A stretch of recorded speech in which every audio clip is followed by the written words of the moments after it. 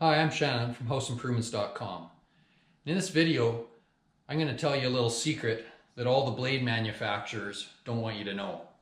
And that is when your blade starts seeming like it's getting dull or getting really dirty and gummed up on the sides, you don't need to throw it away and go get a new one. Heck, you don't even have to take it and get it sharpened right away. A little bit of cleaning on your blades when they start getting gummed up on the side, and you'll be able to get a lot more usage out of every blade. So an example, and this isn't only just for saw blades, but even for router bits, those sorts of things. You can see this one here, this router bit, how dirty it's getting. By cleaning that off, it's almost going to seem like a new blade again. Here's a saw blade here. You can see the pitch and stuff on the side of each teeth.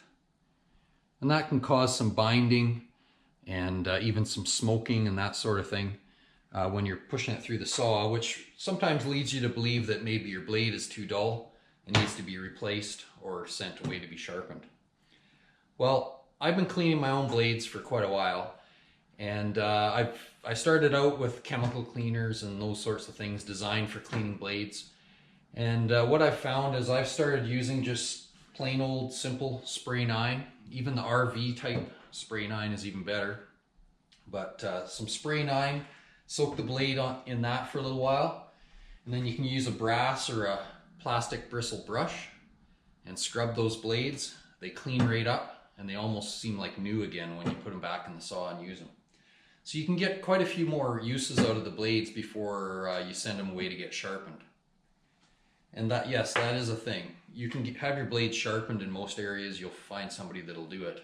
And you know, if you've got a blade that you spend over $100 or $150 on, you want to get as much use out of that as you can. And as long as you've got decent carbides and the carbides aren't damaged, you should be able to have it sharpened pretty easily. Even sometimes I have a blade where the carbide gets damaged and they'll just braze a new tooth on there and sharpen it up with the rest of them. Okay, so I'm going to show you what I normally do with one of these blades here. So I just have a pan that I use all the time, just big enough to put the blade in. Throw your blade right in there and just douse it in spray 9. So get lots in there because you want enough in there that the blade's, you know, sitting in there soaking, even on the bottom side. The teeth are kind of teeth are being covered with the solution. So I've got a good generous amount in there, and I'm just going to let that blade soak for about 20 minutes or so. I'll just put a little bit more on it when it needs it. I used to even just keep a container with some spray 9 in it, and I just kept reusing it all the time, but last time I used it, I guess I got rid of it, so it's time to kind of start over. So just let that soak. I can already see that the spray 9 down there in the bottom is turning color.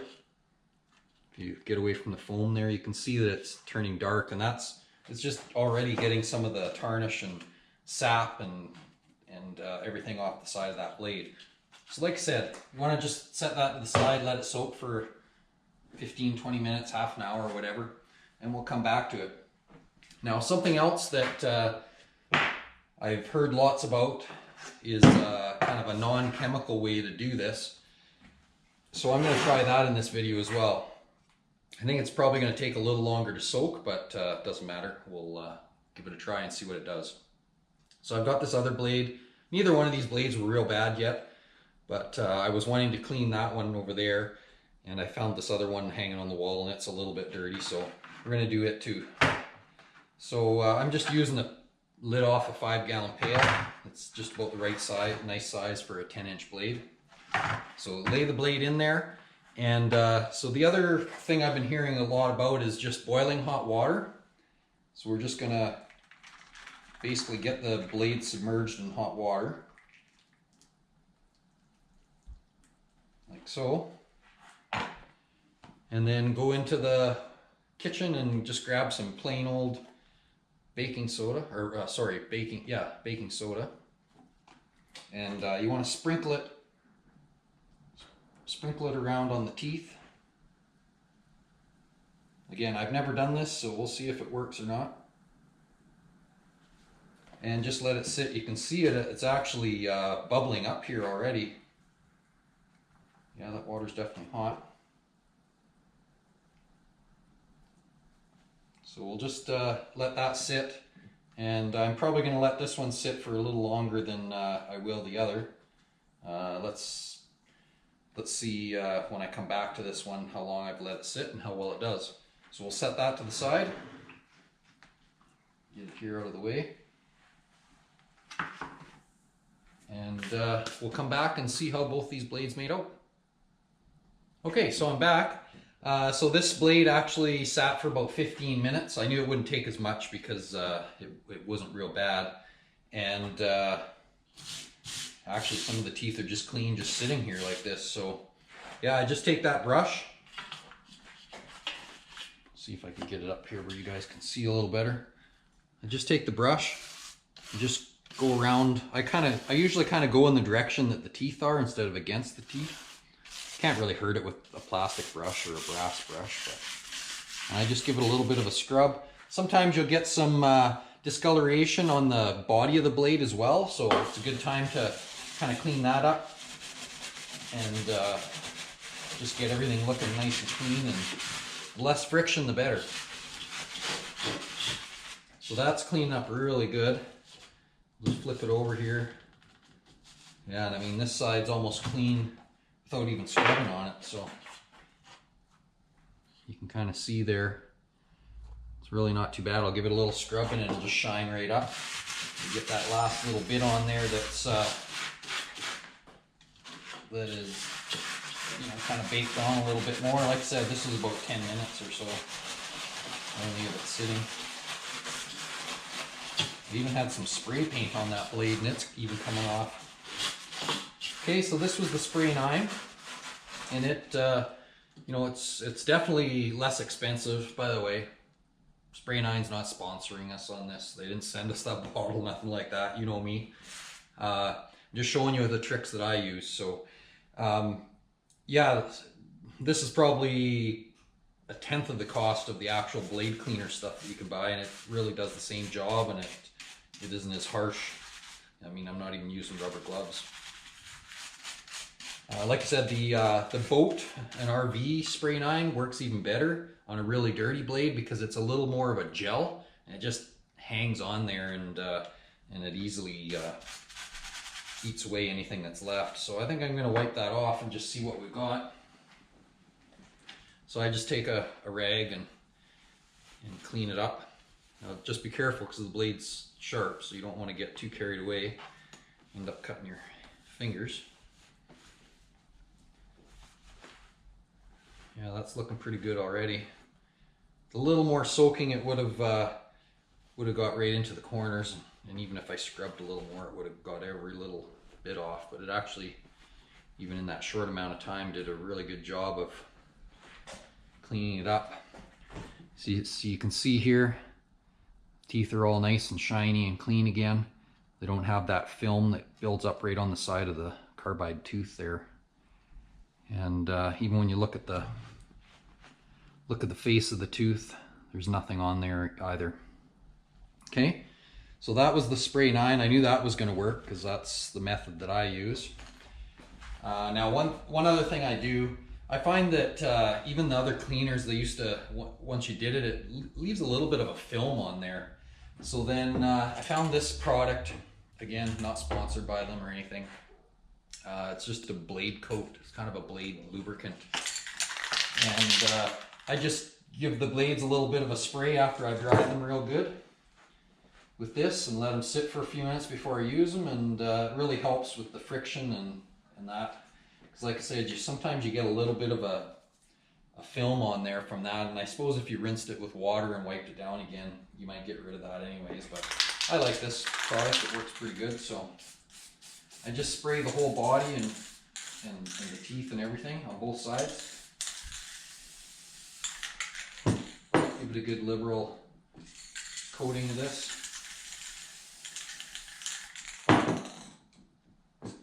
And the thing I like about this I'll just set it to the side and let it dry. The thing I like about this product is it doesn't have any silicone or anything like that in it. For those of you who do a bit of woodworking, you'll know that you don't want a silicone product on any kind of blades you're using, because it'll sometimes leave marks on the wood and it won't take stains and finishes afterwards because of the silicone. So this doesn't do that. So let's see what this water and baking soda did here.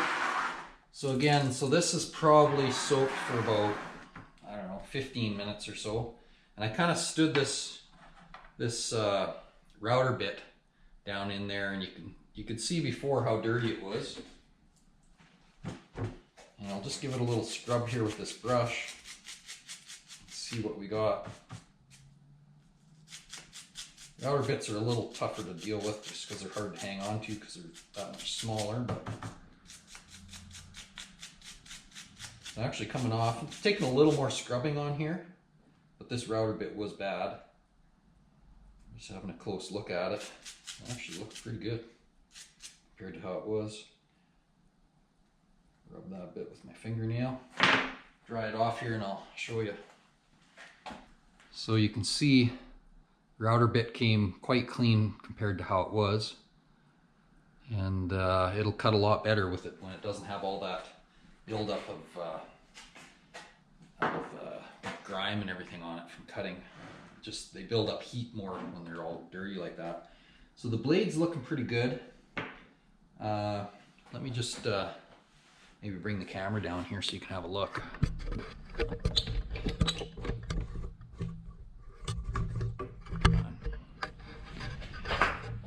Okay, so the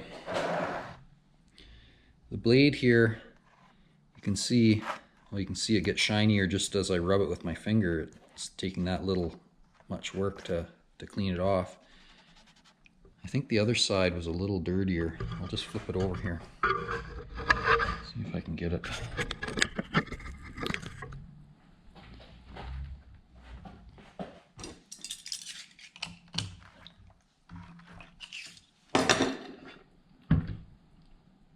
So you can see this side's a little more dirty, even after it's soaked, but let's just see. And one thing I'm noticing, the water, it's a little dirty, but it's not as dirty as that spray nine was after sitting. And this blade was probably not as dirty as the other one. Let's just see what happens when I give this a little scrub. I'll only scrub this one spot, and then we can compare it side by side with the area I didn't scrub.